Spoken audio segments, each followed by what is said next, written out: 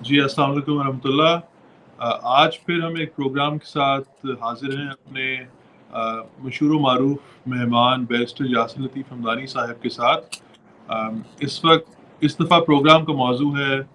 پاکستان کا یوم آزادی، 78واں یوم آزادی، یعنی کہ 78 یوم آزادی پاکستان کا اس وقت منایا جا رہا ہے۔ بیرسٹر صاحب شکریہ بہت بہت پروگرام میں آنے کا۔ جی شکریہ بہت بہت۔ اچھا، جو لوگ بیرسٹر صاحب سے واقف نہیں ہیں ان کے لیے میں مختصراً عرض کرتا چلوں کہ جیسے کہ نام سے بھی ظاہر ہے بیرسٹر صاحب بیرسٹر کا عہدہ رکھتے ہیں، اور لندن کے مشہور و معروف ادارہ لنکنز ان جو جہاں سے قائد اعظم محمد علی جناح نے بھی بیرسٹرشپ کی تھی، وہاں سے اسی ادارے سے انہوں نے بیرسٹرشپ کی ہوئی ہے۔ اور قانون کے ماہر ہونے کے علاوہ یہ پاکستان کے جو انسانی حقوق کے معاملات ہیں ان پر بڑی گہری نظر رکھتے ہیں، اور قانونی معاملات کے علاوہ یہ ایک تاریخ دان ہے اور ایک کتاب بلکہ متعدد کتابوں کے انہوں نے لکھی ہوئی ہیں، جن میں سے ان کی آخری کتاب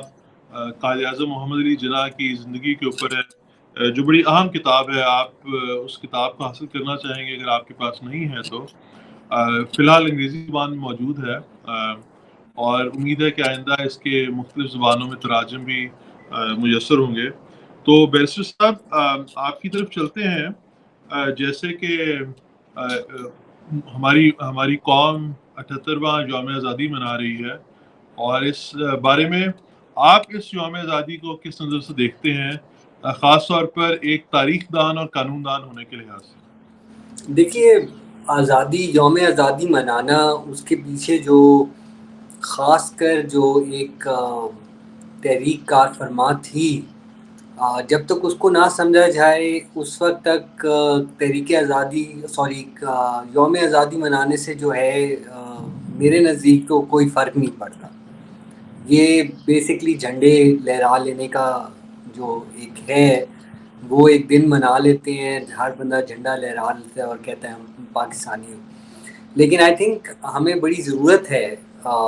من حیث القوم ایک ضرورت ہے کہ ہم اپنے آئیڈیا کو سمجھیں، کیونکہ ہمارا جو نیریٹو جو ریاست نے بیانیہ اسٹیبلش کیا ہے، خصوصاً پچھلے 41 سال میں یا 50 سال میں، وہ میرا نہیں خیال کہ وہ کوئی 21ویں صدی سے مطابقت رکھتا ہے۔ مطلب وہ آئی ڈونٹ تھنک کہ آج کا جو نوجوان ہے اس کے جو مسائل ہیں اور جو ایشوز وہ فیس کرتا ہے،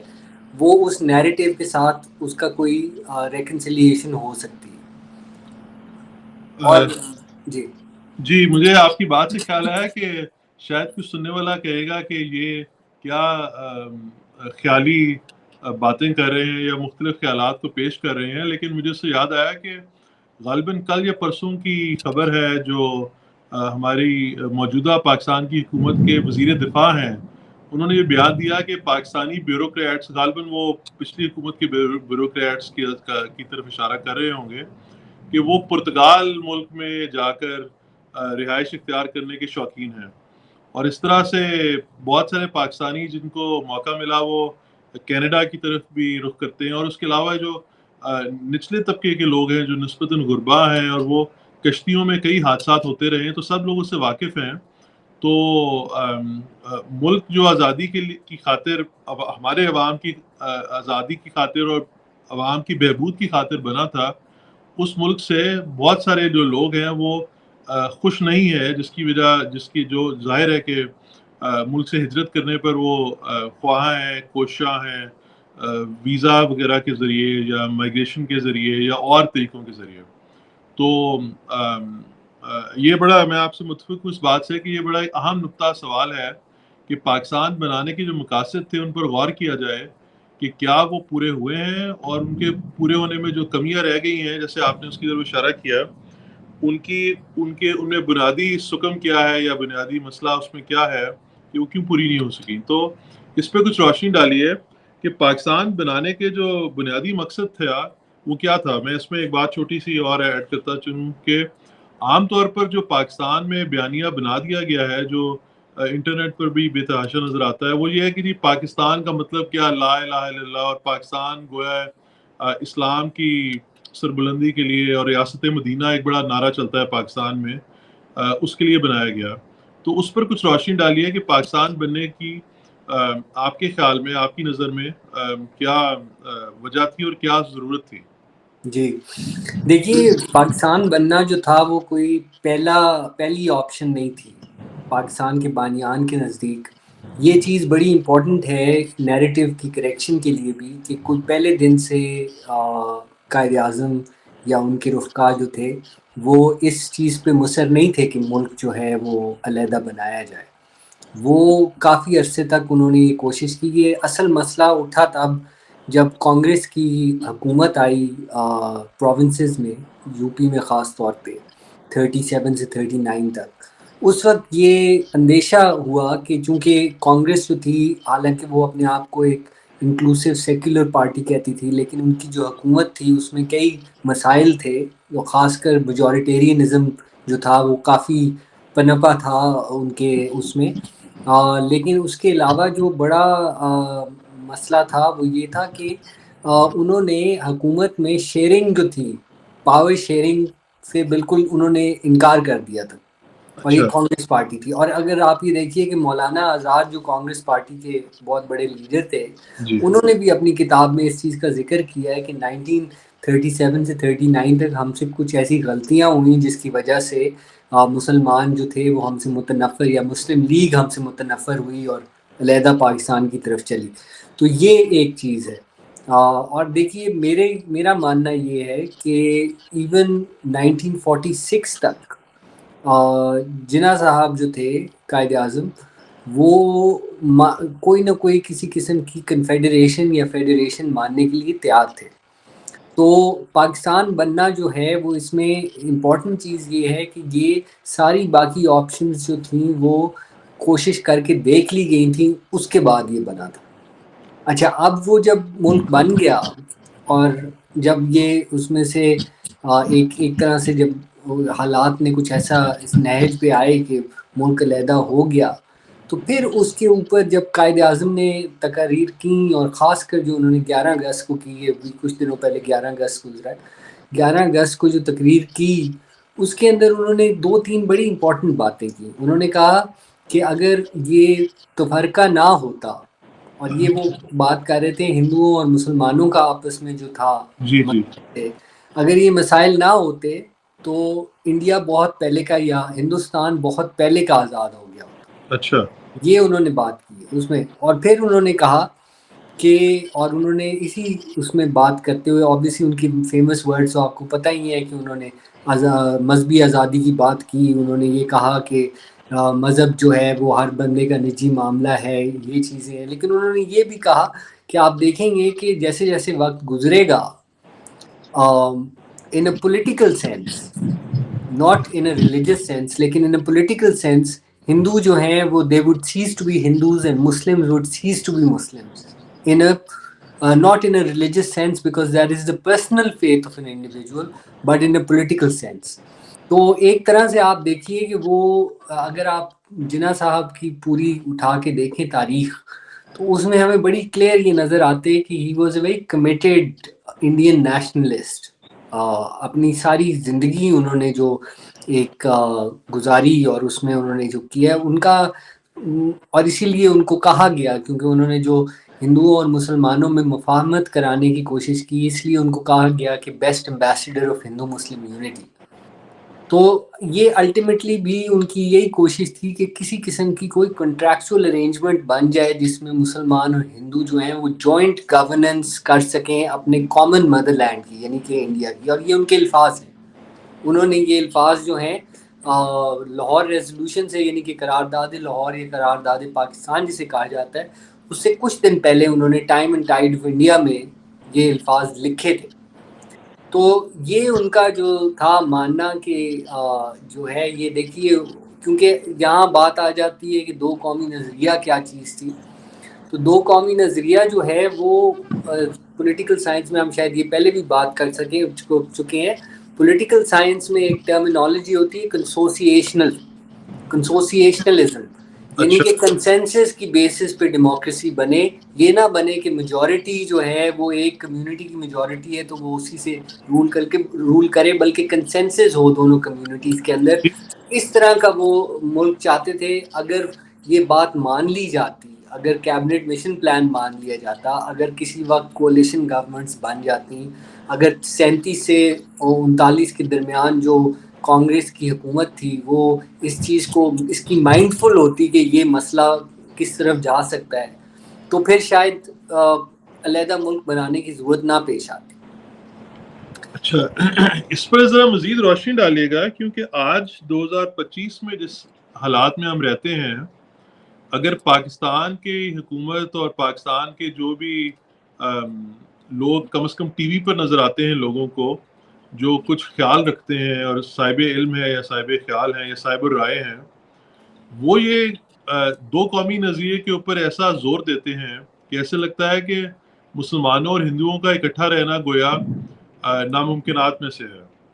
اور دوسری طرف اگر ہندوستان یا بھارت کی طرف نظر دوڑائی جائے تو وہاں پر جو وہاں پر رہنے والے جو مسلمان طبقہ ہے وہ بھی دو حصوں میں بٹا ہوا نظر آتا ہے، جو نسبتاً کم سیاسی لحاظ سے یا اقتصادی لحاظ سے کم مضبوط مسلمان ہیں. ان پر تو ہمیں پتہ چلتا ہے کہ صاف نظر آتا ہے کہ ان پر ظلم ہوتا ہے. جیسے گجرات میں ان مودی صاحب جب وہاں کے وزیر اعلیٰ تھے تو گجرات میں کئی قتل ہوئے، شہادتیں ہوئیں، اور اس طرح سے بالعموم وہاں پہ گائے وغیرہ کے مسئلے پر مسلمانوں کے خلاف ظلم و زیادتی ہوتی رہتی ہے. لیکن اس کے باوجود ہمیں ایسے مسلمان لیڈر بھی وہاں نظر آتے ہیں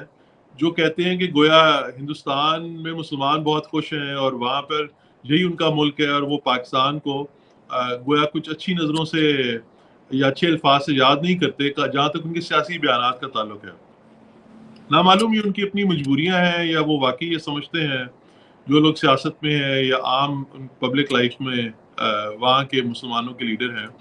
لیکن جہاں تک ہندوؤں کا طبقہ ہے وہاں کا، یا عام جس طرح آج کل بی جے پی کی حکومت ہے، تو وہ تو یہ صاف کہتے نظر آتے ہیں کہ پاکستان کا بننا ہی غلط تھا اور ہندوستان کے مسائل کی وجہ ہی پاکستان ہے. پھر پاکستان کو ٹیررزم سے بھی جوڑتے ہیں، اور وہ تو یہ کہتے نظر آتے ہیں کہ دو قومی نظریے کی ہندوستان کا جو خطہ ہے یا سب کانٹیننٹ ہے، اس میں اس دو قومی نظریے کی کوئی گنجائش نہیں، اور یہ گھڑا ہوا مسئلہ ہے قائد اعظم اور مسلم لیگ اور اس زمانے کے لیڈران کی طرف سے. لیکن آپ نے یہ بات کی ہے کہ قائد اعظم خود بھی اس دو قومی نظریے کا جو بھی مطلب سمجھتے تھے اس کے مطابق ضروری نہیں کہ وہ ایک خاص طور پر علیحدہ ملک چاہتے تھے. اس پر مزید کچھ روشنی ڈالیے، کیونکہ میرے خیال میں یہ معاملہ کچھ پیچیدہ ہے جو عام آدمی کو سمجھنے میں کچھ وقت لگے گا اور مجھے بھی سمجھنے میں کچھ وقت لگے گا، اس لیے اس پر مزید کچھ اظہار خیال کیجیے. جی دیکھیے، 1940 کے بعد جب قرارداد لاہور پیش ہوئی تو اس کے بعد ڈاکٹر امبیڈکر تھے انڈیا کے، جنہوں نے انڈیا کا آئین لکھا تھا پہلا. انہوں نے ایک کتاب لکھی، وہ کتاب جو تھی اس کا نام تھا پاکستان اور پارٹیشن آف انڈیا. یہ کتاب آپ کو آن لائن مل جائے گی، یہ اویلیبل ہے پورے ٹیکسٹ میں، جو ایک کولمبیا کے پروفیسر ہیں انہوں نے ڈالی ہوئی ہے. اور یہ اس میں انہوں نے جو ہے دو قومی نظریے پہ بڑی کھل کے بات کی ہے. اور ڈاکٹر امبیڈکر جو کہ کوئی مطلب ہے اس طرح مطلب کوئی مسلم لیگ کے یا ان کے حق میں نہیں تھے وہ اس میں، لیکن انہوں نے یہ کہا کہ دو قومی نظریہ جو ہے اس کو انہوں نے انڈورس کیا. انہوں نے کہا کہ چونکہ قومیں جو ہیں جس طرح بنتی ہیں اور جو اس کے ریکوائرمنٹس ہیں اس کے مطابق مسلمان ایک قوم ہیں اور اسی طرح ہندو ایک اور قوم ہیں، یہ چیز جو ہے اس میں تھی. لیکن سوال یہ تھا کہ پھر اگر یہ دو قومیں ہیں تو یہ ایک ساتھ کیسے رہیں یا نہ رہیں. ٹھیک ہے جی. اب اس میں مسئلہ صرف یہ تھا کہ اگر ایسا آئین بنتا جس کے اندر جو ہے یہ چیز ریکگنائز کی جاتی کہ اگر آپ نے ووٹ کرانا ہے کسی ایشو پہ بھی تو اس میں آپ کو لیٹس سے 3/4 یا میجورٹی آپ کو اگر چاہیے تو میجورٹی دونوں کمیونٹیز کی ہو. یعنی کہ اگر کوئی میجر جو ہے وہ مسلمانوں کے بارے میں ہے تو مسلمانوں کا اس کے اندر رائے جو ہے مسلمانوں کی لی جائے اس کے اندر. یعنی کہ اگر اسمبلی کے اندر سے 50% مسلمان ہیں یا سے 50 سیٹیں ہیں مسلمانوں کی, 50 سیٹوں میں سے جو ہے تقریباً 40 جو ہیں وہ اس میجر سے اگری کریں تو وہ قانون بنے. یہ جو ہے جسے کہتے ہیں کمیونل ویٹو, یہ چیز جو تھی یہ تھا جس کو چاہ رہے تھے. اور اس میں ایک اور صاحب ہیں ڈاکٹر کہہ رہا ہوں, فرینک موریس, وہ ٹائمز آف انڈیا کے تھے, ایڈیٹر ان چیف تھے, اور اس کے علاوہ بہت فیمس جرنلسٹ ہیں اور بیرسٹر بھی تھے, جرنلسٹ بھی ہیں, فرینک موریس. انہوں نے ایک کتاب لکھی ہے جس کا نام اچھا, وہ بات کے اندر وہ کہتے ہیں کہ آئی ایم کنونسڈ, وہ اپنی کتاب کے اندر, یہ انہوں نے 1973 میں لکھی تھی کتاب 72 میں, اس میں کہتے ہیں I am convinced from my conversations and talks with Mr. Jinnah, I am convinced that Jinnah did not want Pakistan, but he was driven to it by the intransigence of the Congress leaders. یعنی کہ وہ Congress leaders نے ان کو مجبور کیا کہ وہ پاکستان کا مطالبہ کرتے. اچھا, اس کے باوجود وہ آگے لکھتے ہیں اسی جگہ پہ, وہ کہتے ہیں اسی کتاب کے اندر کہ جناح صاحب سے جب وہ باتیں کرتے تھے تو جناح صاحب ان کو یہ امپریشن دیتے تھے اور بار بار یہ کہتے تھے کہ ان کے نزدیک انڈیا ایک ملک, ایسا ملک ہوگا جس کے اندر فیڈریشنز ہوں گی, سب فیڈریشنز, ان میں سے ایک سب فیڈریشن پاکستان ہوگی, اور پھر وہ فیڈریشن ساتھ مل کے ایک انڈیا بنیں گے. اور وہ بیسکلی وہ جو فرینک موریس لکھتے ہیں وہ لکھتے ہیں کہ جناح صاحب کے نزدیک, اور اس چیز کو انہوں نے اس بات پہ کیا ہے کہ 3 فیڈریشنز جو ہیں وہ ہندوستان میں بنتی تھیں, ایک پاکستان, ایک ہندوستان اور ایک راجستھان, یعنی کہ راجوں کی, مہاراجوں کی جو ہے, اور یہ آپس میں بیلنس رکھتی اور پھر وہ ایک ہوتا. اور اس میں سرٹن جو چیزیں تھیں, فار ایگزامپل ڈیفینس, کرنسی, جو اس طرح کے اس کی کمیونیکیشنز ہیں, اس طرح کی چیزیں جو ہے وہ سینٹر کے پاس ہوتی, باقی تمام اختیارات جو ہیں وہ فیڈریشنز کے پاس یا پروونسز کے پاس ہوتے ہیں. اور آپ یہ دیکھیے کہ 18ویں امینڈمنٹ کے بعد پاکستان بالکل ایسا ہی ملک ہے. انٹرسٹنگلی 18ویں امینڈمنٹ کے بعد جو ہے پاکستان وہی لوگ تقریباً وہی چیزیں جو ہیں وہ ہیں جو کہ جناح صاحب کہہ رہے تھے. اور اس سے آپ یہ دیکھیے کہ اس میں امپورٹنٹ چیز جو ہمیں ریئلائز کرنے کی ہے, اور بہت سارے لوگ یہ بات کرتے ہیں کہ دیکھیے یہ ملک توڑ دیا, یہ کر دیا, جو جناح صاحب کے ناقد ہیں وہ کہتے ہیں کہ انہوں نے دیکھیے ملک توڑ دیا. لیکن آپ یہ دیکھیے کہ ملک جو تھا جسے انڈیا کہا جاتا تھا وہ انگریزوں سے پہلے تو ایگزسٹ نہیں کرتا تھا. ٹھیک, انگریزوں نے اس کو کیا تھا. اب اس کے بعد جب انگریز چھوڑ کے جانے لگے تو اس کے بعد پھر یہ اپرچونٹی ضرور موجود تھی کہ وہ ایک ملک رہتا, لیکن اس کو کیسے بننا تھا اتنی ڈیوائیڈڈ سوسائٹی کو, وہ طریقہ اس کا صرف یہی تھا کہ وہ کسی قسم کی کنفیڈریشن ہو, اور وہ جناح صاحب ماننے کے لیے تیار تھے. وہ یہ تیار تھے کہ جو ہے, اور آپ کو یہ بھی میں بتاتا چلوں کہ علامہ اقبال کا بھی جو 1930 کا خطبہ الہ آباد اگر وہ پڑھا جائے تو اس میں بھی وہ ایسے ہی علاقے کی بات کر رہے ہیں. وہ یہ نہیں کہہ رہے کہ وہ سیپریٹ ہو, وہ یہی بات کر رہے ہیں کہ وہ ہندوستان کا ایک آٹونومس ریجن ہو. تو یہ تھا پاکستان کا جو میرے خیال سے جو نظریہ. اچھا, تو یعنی کہ آپ کی بات کا مطلب یہ نکلا کہ 2 قومی نظریہ اپنی جگہ پر موجود ہونے کے ساتھ ساتھ اس کے باوجود ملک کی آزادی یعنی ہندوستان کی آزادی کیسے طریقے سے حاصل کی جاتی ہے, یعنی کہ قائد اعظم کا اور مسلم لیگ کا یہ خیال تھا کہ وہ آزادی کیسے طریقے سے حاصل کی جاتی کہ مسلمانوں کے حقوق کی حفاظت بھی ہو جاتی, اور اس کے باوجود وہ ایک 2 علیحدہ ملک بھی نہ بنتے, بلکہ شاید جس طرح اگر کہا جائے کہ امریکہ جیسے ریاست ہائے امریکہ, متحدہ امریکہ کہا جاتا ہے, یونائٹڈ اسٹیٹس آف امریکہ, کہ کئی اسٹیٹس مل کے کنفیڈریشن بناتی ہیں. اس طرح سے روس میں بھی مختلف اسٹیٹس موجود ہیں. اس طرح سے انڈیا میں پاکستان اور انڈیا 2 اسٹیٹس ہوتی جن میں آپس میں ایک خاص قسم کا اتحاد ہوتا ہے، ایک خاص قسم کا کانسٹیٹیوشن ہوتا ہے،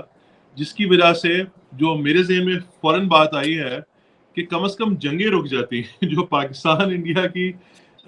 کشمیر کے معاملے پر اور جو مختلف تنازعات ہیں ان پر جو جنگیں ہوئی ہیں 1948 میں، پھر 1965 میں، پھر 1971 میں، پھر یہ جو کارگل کے زمانے میں ہوا، اور پھر بھی حال ہی میں 2 مہینے قبل جو ہوائی جنگ اس کو کہہ لیں یا میزائلوں کی جنگ کہہ لیں، آپریشن سندور جس کو انڈیا کہتا ہے.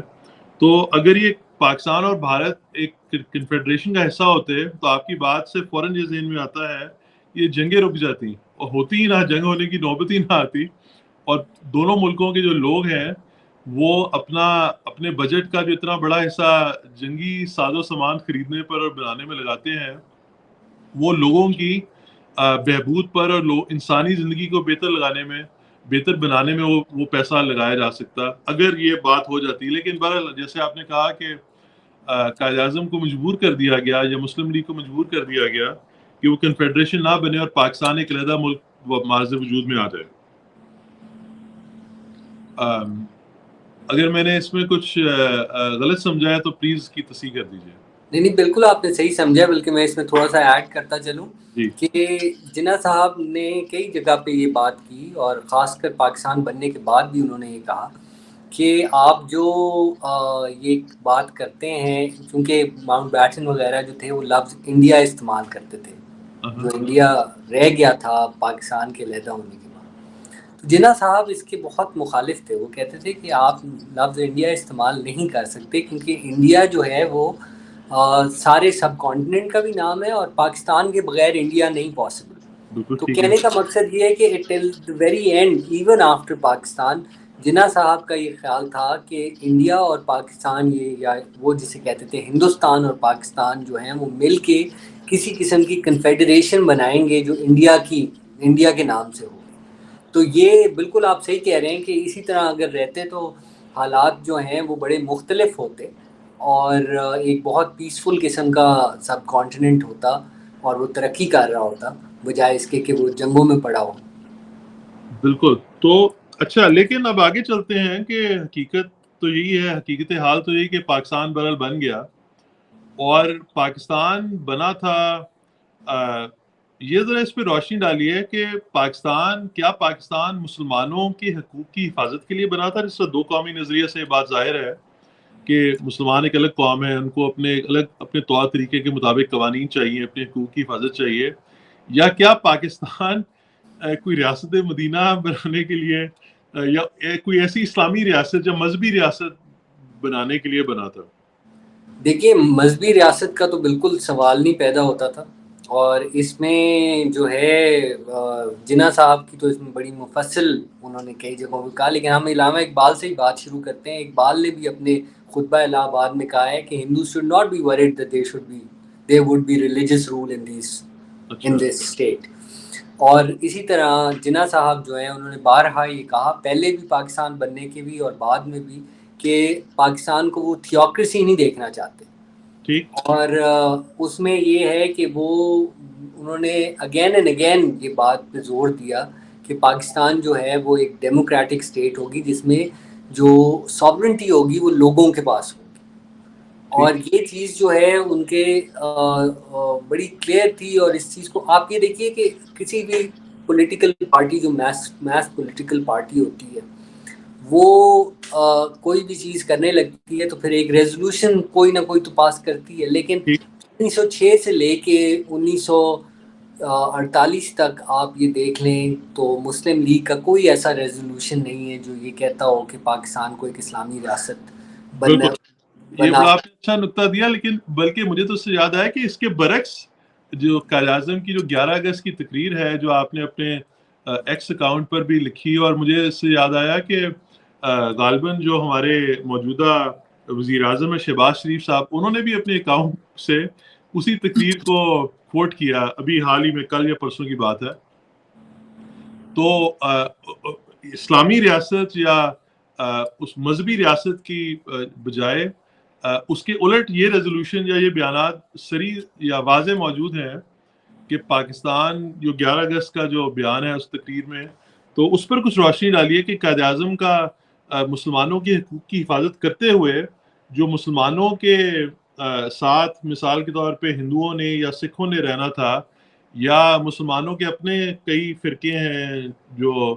شیعہ سنی کا تو تمام دنیا جانتی ہے، اور شیعوں کے اندر بھی اہل تشیع کے اندر کئی فرقے ہیں اور سنیوں کے اندر کئی فرقے ہیں، تو اس لحاظ سے